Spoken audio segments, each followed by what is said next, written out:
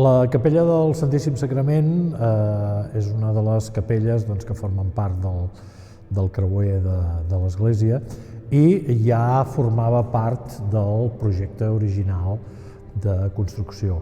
El que passa que en aquest cas aquesta capella va costar una mica més de construir i és una de les tardanes que hi ha. Quan hi ha l'obra de l'església estava bastant avançada, o sigui, la podem situar a principis del segle XVIII. Ja des del principi se li dona l'atribució de ser la capella del Santíssim Sagrament, tenia el seu retaule corresponent, que va ser destruït a la Guerra Civil, i com a peculiaritat podríem dir que a sota hi ha la tomba dels Planella. Els Planella són la família noble que havien sigut els senyors de Castellnou i en l'església nova, com que encara mantenien, tot i ser al segle XVIII, encara mantenien tant propietats com lligams amb Moià, van voler-se fer construir una tomba a dintre d'aquesta capella. De fet, en el paviment hi ha una llosa amb l'escut propi de la família Planella, que és un escut sobredaurat amb un peix pla. Per això se'n deien, o sigui, els Planella van agafar aquest símbol com a escut propi. Hi ha l'accés, que a dia d'avui està tapat, però encara es veu perfectament el lloc on es troba.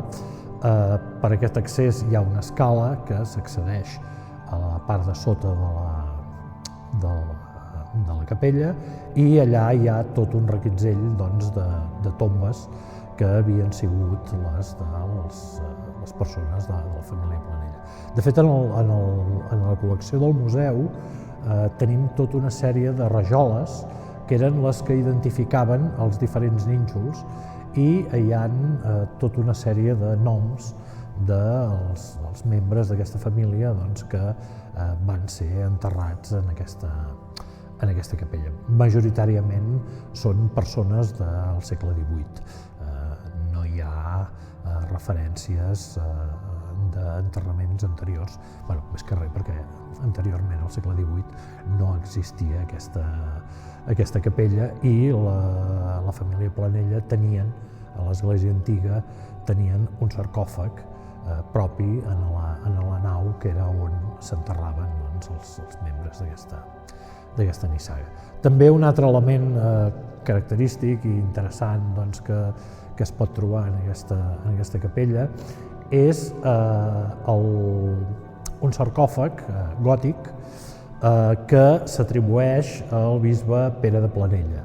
Pere de Planella era membre de la família de Castellnou i va ser, al segle XIV, va ser primer bisbe d'Elna i després va ser, durant almenys 2 dècades, bisbe de Barcelona.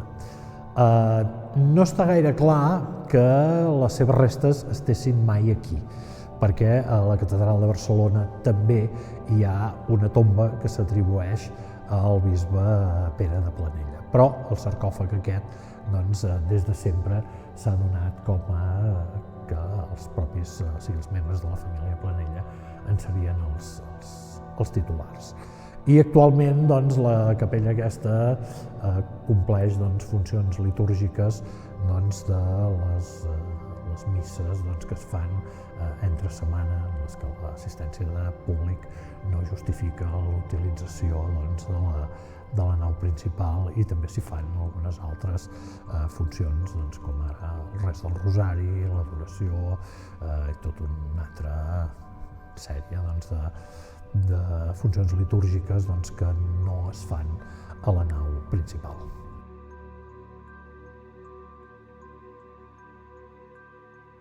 Actualment a la tomba dels Planella no hi ha ningú. La tomba va ser oberta i saquejada durant la Guerra Civil, i després de la Guerra Civil es va reutilitzar i s'hi van enterrar algunes de les persones que havien mort durant la guerra, víctimes de la revolució en els primers moments. El que passa que després, al llarg del temps, els cossos varen ser retornats a les famílies i varen ser enterrats en els nínxols i en els enterraments propis de cada família. En aquests moments ignoro si queda algú enterrat a sota.